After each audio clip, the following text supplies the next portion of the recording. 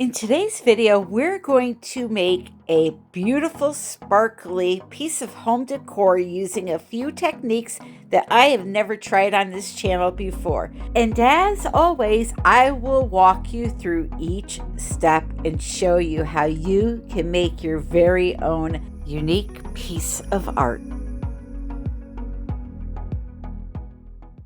Hello, my friends. Welcome back to another video. So today I have an 18-inch wood round from Home Depot. I have a piece of cloth from Hobby Lobby, and I also have a mirror from Hobby Lobby. What I'm going to do today is I'm going to make a custom mirror, and it's going to have a kind of modern flair to it. So what I'm going to do first is paint my wood circle. I'm going to paint it all one solid color. Not only does this achieve the color that I want, but it's also going to prime the wood for me and kind of seal it in. This is an MDF wood circle, so it's not real wood, but I always like to prime them. This step here, I could have skipped and did it later down the road, but I will show you all that, what happened here. I'm going to forewarn you, this piece changed multiple times throughout the video, so I was just not happy with some aspects, and then I did something that I needed to fix, and yeah, it's a lot, but we'll get there. Anyway, this is a little tea strainer, and I decided to put a little bit of this beautiful blue sparkly glitter on top of the wet paint. And using this little tea strainer, it actually dispersed the glitter a lot more even than if I was going to do it by hand. So that's a little tip for you. If you have one of these or you want to buy one to spread glitter around, it works really well. And of course, by me sprinkling the glitter on the surface while that paint was still wet, it grabbed onto the glitter while it was drying, and this is what it looks like after it's dry. Look at that beautiful sparkle. So once this was dry, I moved on to the next step.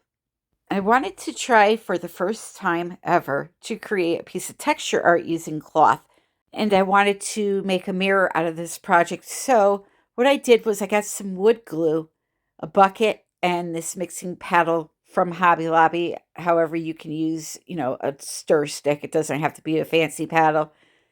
I put about a half a cup of wood glue into my bucket, and I added a cup of water to that.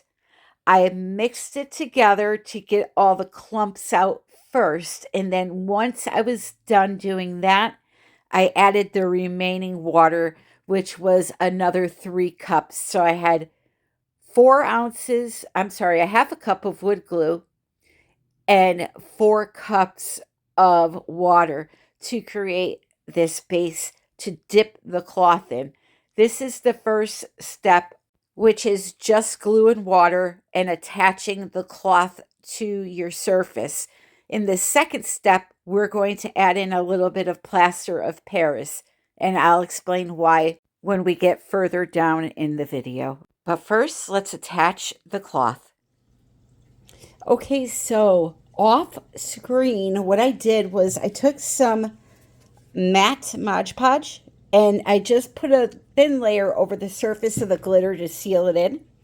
And you can still see it's a little bit wet there, but I'm going to move on to step number 2 because it's dry enough for me to do this. So what I'm going to do is I'm going to put another layer of Mod Podge all over the surface, okay? And then I'm going to dip my cloth into the water and glue, wood glue mixture, okay? So you can see it's very runny. That's what it looks like. We're going to dip it into that, and then we're going to lay it onto the surface. Now, I only want it to be in a certain area because I do want to add a mirror to this project. So what I did to help guide me with that is this. I cut out a piece of foam the same size as the mirror so that I could kind of like lay it right here where I want the mirror and then shape the cloth around the other side. This way I know not to put any cloth in this area here because my mirror is going to be going there. I hope that makes sense. And although I bought cloth from Hobby Lobby and it's just a basic cotton cloth, you can also use stuff like this from the Dollar Tree. They sell these little craft fabrics. This will work too, okay? If you don't want to spend the $10 that I did. I just bought extra for other projects. I didn't need all of that. It's probably like 8 by 20 inches long, the piece that I'm going to use right now. So it all depends on the size project. It all depends on what you want to do. Maybe you only want a little area with fabric. You only need a little piece. Dollar Tree stuff will work great, okay? So yeah, that's what I'm going to do right now. So I'll set you up on the tripod and we'll get started. All right, so here we go. Now, even though the cloth is not going to be all over this thing, I'm still just going to put it down all over the place just to make my life easier. So we'll just spread it out.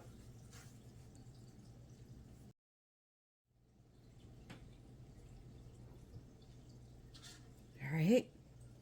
Okay, so here we go. All right, I'm going to take the piece of cloth and dip it right down into the liquid. And I'm going to thoroughly saturate it. Once I'm done doing that, I'm going to wring it out really well.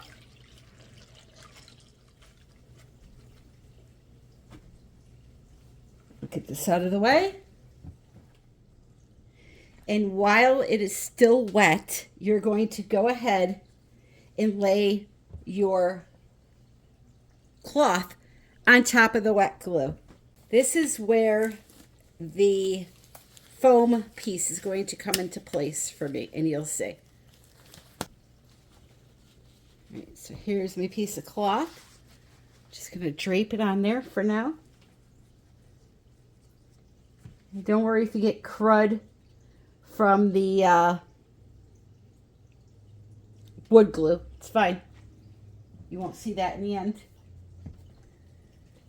I'm going to place this where I'm going to want my mirror. Okay. And then I'm going to start figuring out my piece of cloth, how I want it to look. Okay. You're going to definitely want to tuck it underneath here. I'll show you how to address that in a little bit. First, we want to get this situated.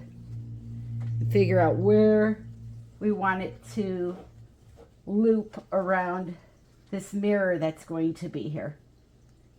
Okay.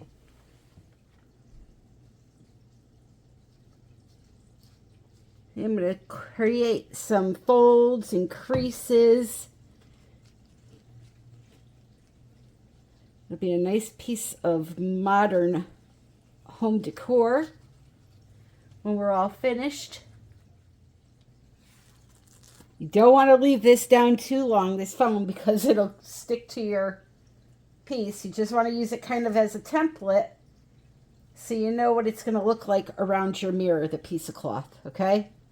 So that's good right there for that. But over here, I want to create some more folds.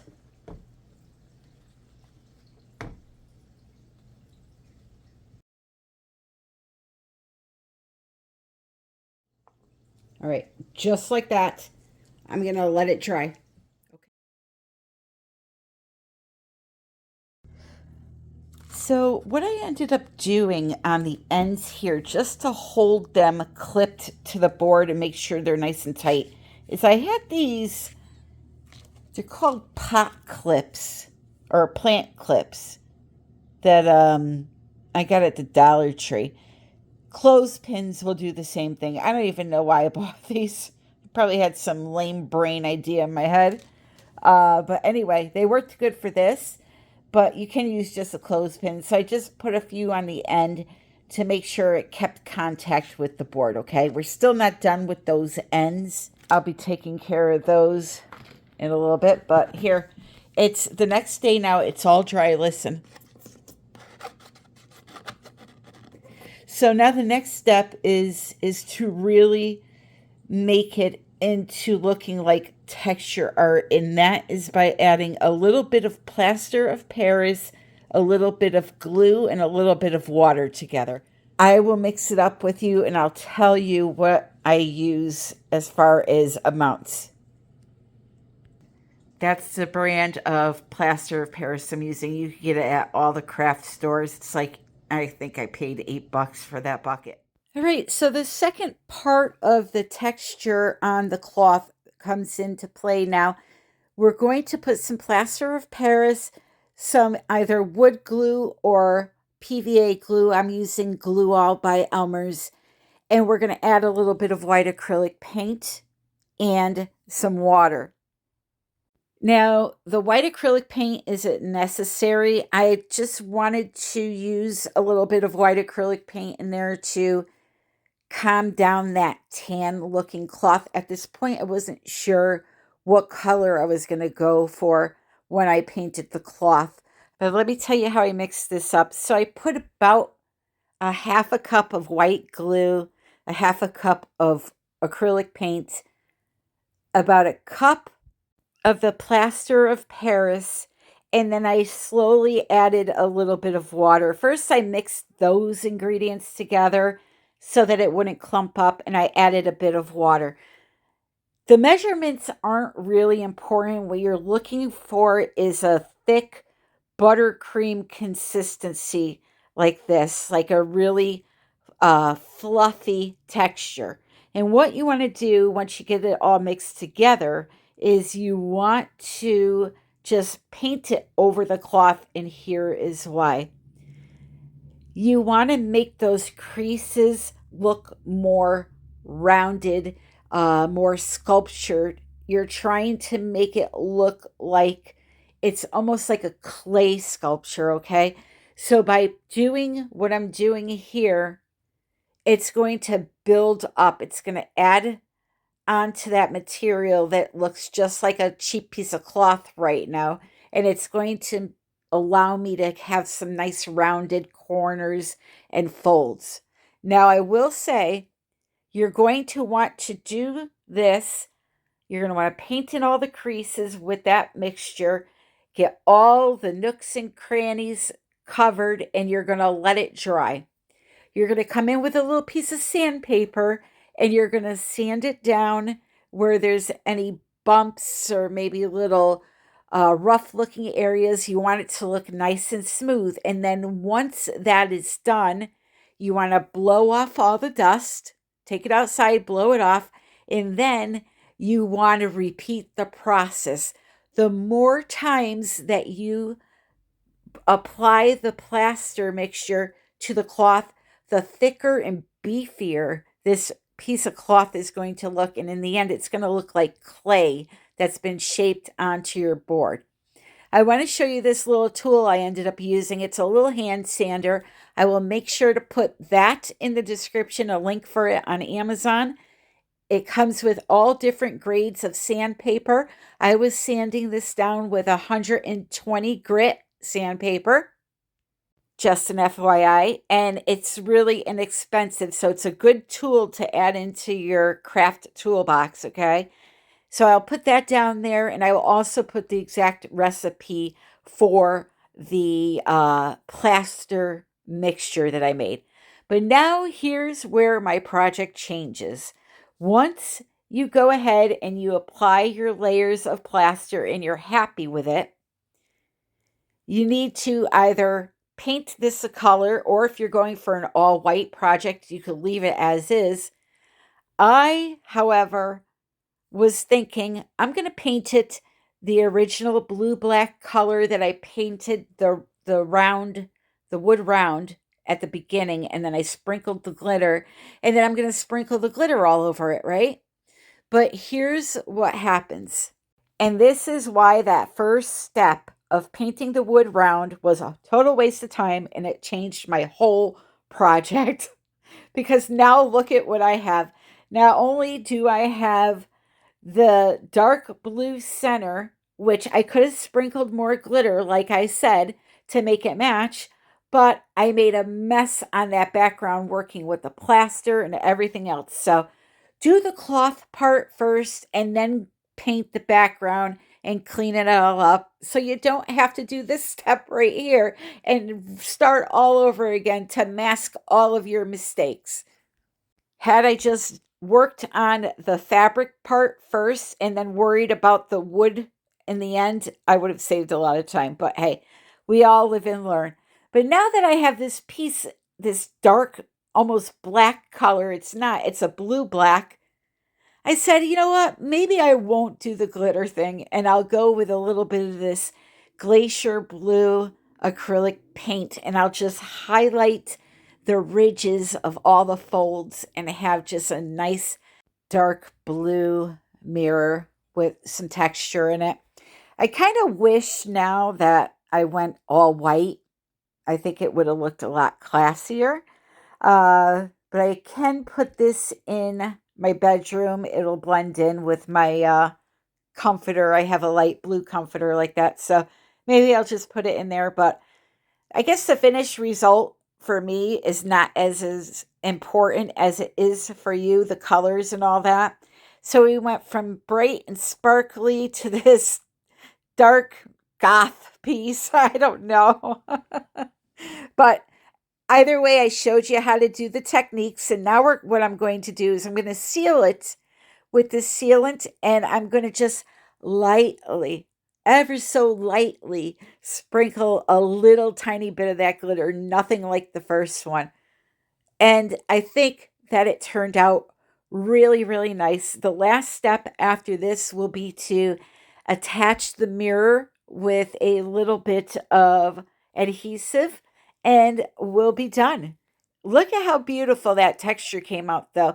And it was really easy to do with a cheap piece of cloth and, you know, a little bit of plaster of Paris, which again, it's not expensive at all. You can get that big bucket for, you know, pretty cheap. So now we glued down the mirror and you may be asking, how do we hang this up? You can either buy some hardware to hang it or use command strips like I do. They're really easy.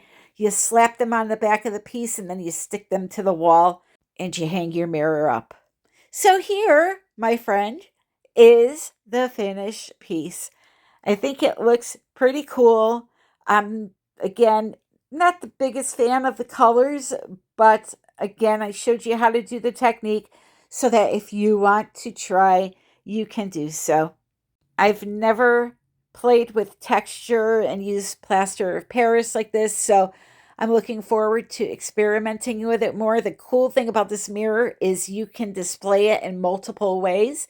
You can display it like this, where the texture runs along the bottom of the mirror, and you can display it so that it's on the left side of the mirror or the right side of the mirror or on the top of the mirror, whichever way you want to.